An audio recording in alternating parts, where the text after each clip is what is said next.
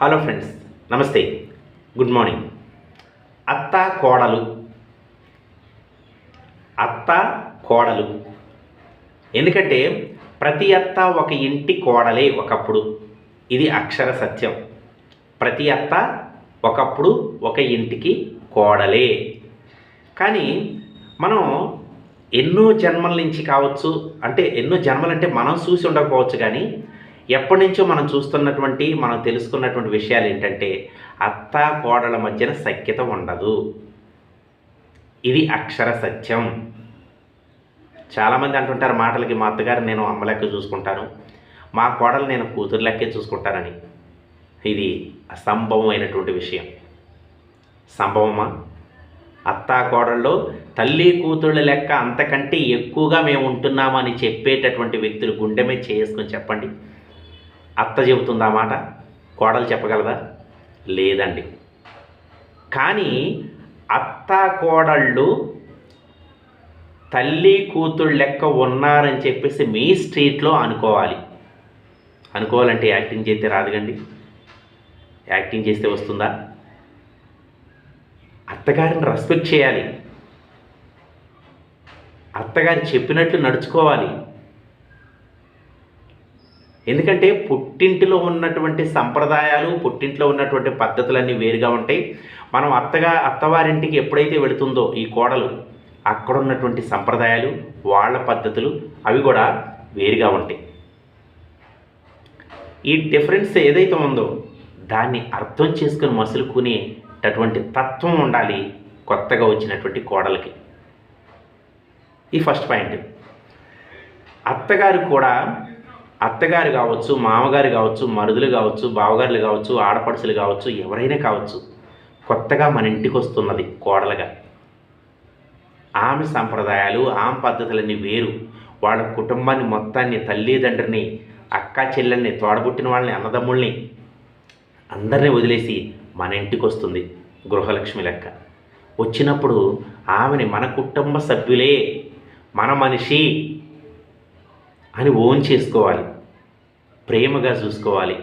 ఆమెకు తెలియని విషయాలుంటే ఆమె నొప్పించుకోకుండా మనం చెప్పే రీతిలో ఉండాలి. అంతేగాని కొత్తగా వచ్చిన కోడలకు అన్నీ తెలవాలి, మేమంతా నిద్ర లేకముందే మాకు బెడ్ కాఫీస్ అందించాలి, టిఫిన్లు తయారు చేసి మాకు పెట్టాలి, మేము ఎలా బెడ్ల మీద పడుకుంటాం, అలాంటి శాసనాలు చేయొద్దండి.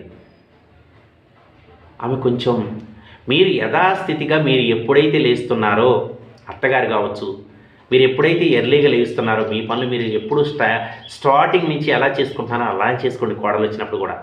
అంతేగాని కోడలు వచ్చింది కదా అని చెప్పేసి నేను ఎర్లీగా లేకూడదు, కోడలే లేగాలి, ఆమె వంట చేయాలి, ఆమె టీ పెట్టాలి, ఆమె పనులన్నీ చేయాలి, మనం బెడ్ల మీద కూర్చుంటే మన బెడ్ల మీదకి వేడివేడి ఆహార పదార్థాలు వండి మన దగ్గర తీసుకురావాలి. అలాంటి ఆంక్షలు పెట్టొద్దండి.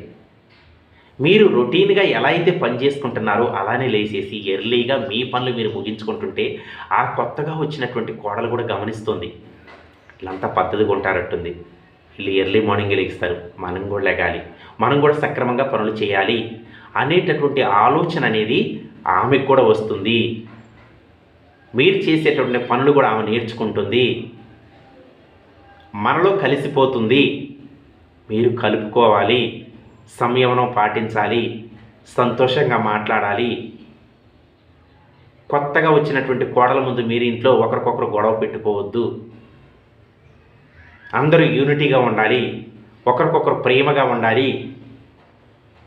అందరూ కలిసి వన్ టైం ఒకేసారి భోజనం చేస్తూ ఉండాలి, కలిసి సహవంతి భోజనం చేయాలి.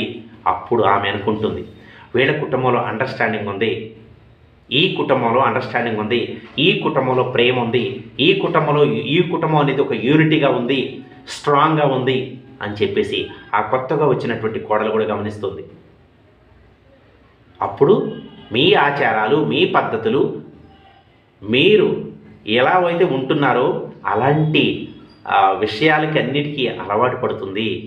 క్రమేణా మీరు మెచ్చుకునే రీతిలో ఆ కొత్తగా వచ్చినటువంటి కోడలు కూడా తయారవుతుంది. అలా చూసుకోవాల్సిన బాధ్యత మీది.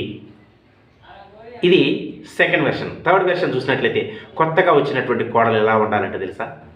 ఎప్పుడూ అత్తగారు పనిచేస్తూనే ఉంది. ఓకేనా? కానీ అక్కడ కొత్తగా నువ్వు అడుగుపెట్టిన తర్వాత ఒక న్యూ ట్రెండ్ క్రియేట్ చేయాలి, కొత్తదనాన్ని తీసుకురావాలి, ఒక ప్రత్యేకతను నువ్వు క్రియేట్ చేయాలి, తప్పనిసరిగా చేయాలి. ఎందుకంటే ఎన్నాళ్ళు ఉన్నటువంటి పద్ధతులకి ఆ పద్ధతులను కాపాడుకుంటూనే నువ్వు యాక్టివ్గా ఎర్లీగా నిద్రలేసి ఆ గడపలకు పసుపు కుంకాలు రాసి గుమ్మంలో కడాపు చల్లి ముగ్గులేసి ఎర్లీ మార్నింగే టిఫిన్ కావచ్చు, టీ కావచ్చు, అన్నీ తయారు చేసి ఎవరైతే బయట పనులకు వెళుతున్నారో మీ మామగారు కావచ్చు, లేకపోతే మీ మరుదులు కావచ్చు, బావగారులు కావచ్చు, వీళ్ళందరికీ టిఫిన్ పెట్టేసి టీలు అందించి యాక్టివ్గా నవ్వుతూ మాట్లాడితే నిన్ను గుండెల్లో పెట్టుకొని చూసుకుంటారు ఆ కుటుంబం. ఎందుకో తెలుసా, ఇది న్యూ ట్రెండ్ అంటారు. ఏదో పెద్ద ఫ్యాక్టరీ నిర్మించాల్సిన పని లేదు, ఏదో పెద్ద బరువు ఎత్తుకొని మోయాల్సిన పని లేదండి. న్యూ ట్రెండ్ క్రియేట్ చేయాలి అంటే, ఆ కుటుంబంలో నువ్వు ప్రత్యేకంగా ఉండాలి అంటే, నిన్ను ప్రత్యేకంగా వాళ్ళు చూడాలి అంటే నువ్వు చేయాల్సింది ఏమీ లేదండి. రెగ్యులర్గా చేసేటటువంటి పనులు ఎర్లీగా టైం టు టైం నీట్గా చేసేసి అందరితో కలివిడిగా మాట్లాడటమే నువ్వు చేయాల్సినటువంటి పని. దీనికి ఎటువంటి రూపాయి పెట్టుబడి పెట్టాల్సిన పని లేదు.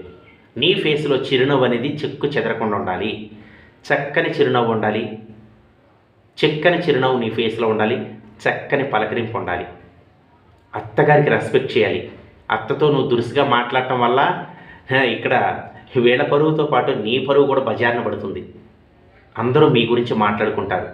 కొత్తగా వచ్చినటువంటి కోడలు గడుసుగా ఉంది, గయ్యాడి, ఎక్కువగా మాట్లాడుతుంది, వాళ్ళని కేర్ చేయదు అనేటటువంటి నిందలు నువ్వు మోసుకోవద్దు. నీతో పాటుగా నీ కుటుంబాన్ని కూడా ఈ ఊర్లో ఉన్నవాళ్ళు దూషిస్తుంటారు. ఆ వీధిలో ఉన్నవాళ్ళు నీ కుటుంబాన్ని నీ ద్వారాగా నీ కుటుంబం తలదించుకునేలా నువ్వు చెయ్యొద్దు. అలా సమయంలో పాటించుకుంటూ చేస్తే ఎంత మంచి పేరు పొందుతావు తెలుసా. నువ్వు రేపటి రోజున పుట్టింటికి వెళ్తుంటే వీళ్ళంతా కన్నీళ్ళు పెట్టాలి. అయ్యో కోడలు త్వరగా రామ్మా, నువ్వు త్వరగా రా, పుట్టింటికి వెళ్తున్నావా అనే ఫీల్ క్రియేట్ చేయాలి. ఒక్కసారి ఆలోచన చేయండి ఫ్రెండ్స్. ఎందుకంటే ఇక్కడ నేను ఎవరిని తప్పు పట్టట్లేదండి. కొన్ని కుటుంబాల పద్ధతులు చూస్తుంటే తెలుస్తున్నాయి. సింగిల్ ఫ్యామిలీస్ అయిపోతున్నాయి, ఎవరికెవరు వేరు కాపురాలు పెట్టుకుంటున్నారు.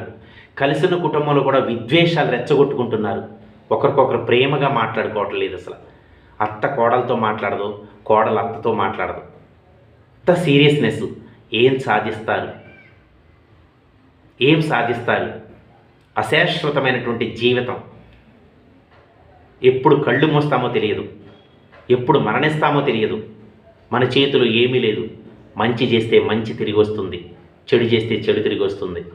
కాబట్టి కొత్తగా వచ్చిన కోడలు సంయమనం పాటించి, ఎందుకంటే మీరు పుట్టింట్లో గారాభంగా పెరిగి ఉండొచ్చు, మీరు పుట్టింట్లో ఉన్నటువంటి తీరు వేరుగా ఉంటుంది.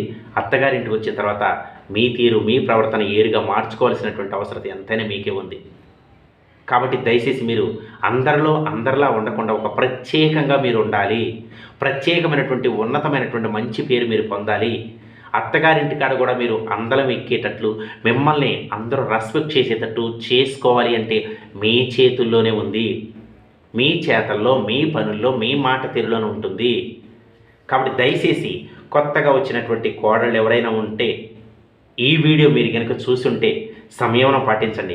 కొంతమంది అంటారు, నేను ఎంత మంచిగా ఉన్నా కానీ నన్ను మంచిగా చూసుకోరంటారు. నేను ఎంత సక్రమంగా పనిచేసినా కానీ ఈ పని బాగలేదంటూ ఉంటారు. ఇంతేనా చేసేదని చెప్పేసి నిందలు వేస్తుంటారు. ఇలాంటి వాళ్ళకి చేసినా ఒకటి, చేయకపోయినా ఒకటి అని చెప్పేసి కొంతమంది డ్రాప్ అవుట్ అవుతుంటారు. ఇది కూడా నిజమేనండి. కోడలు పనిచేస్తుంటే కొంతమంది అత్తలకి గిట్టదండి. ఇంతేనా చేసేది, ఎలా నేను చేసేది, ఇంకా మంచిగా చేయొచ్చు. ఆమె కోడల ముందు ఊడ్చుకుంటూ పోతుంటే అత్తగారు వెనక ఊడ్చుకుంటూ వస్తుంటుంది. అలా చేయొద్దండి. తెలియని విషయాలు కొంచెం తెలియపరచండి ప్లీజ్ అండి. మాట్లాడుకుంటే కొన్ని సమస్యలు సమసిపోతూ ఉంటాయండి. మంచిగా అమ్మ కోడలు కొంచెం మంచిగా చేయమ్మ పని. ఎంత బాగుందండి. అంత మంచిగా చెప్తే అర్థం చేసుకోరా? తప్పనిసరిగా చేసుకుంటారు. అదే నీ బిడ్డ, నీ కడుపును పుట్టిన బిడ్డనైతే నువ్వు అలానే దూషిస్తావా? కొంతమంది బయట చెప్తుంటారు కుటుంబ విషయాలన్నీ, పక్కింటోళ్ళకి, ఇరిగింటోళ్ళకి, పొరిగింటోళ్ళకి చెబుతూ ఉంటారు. అవునా కదా?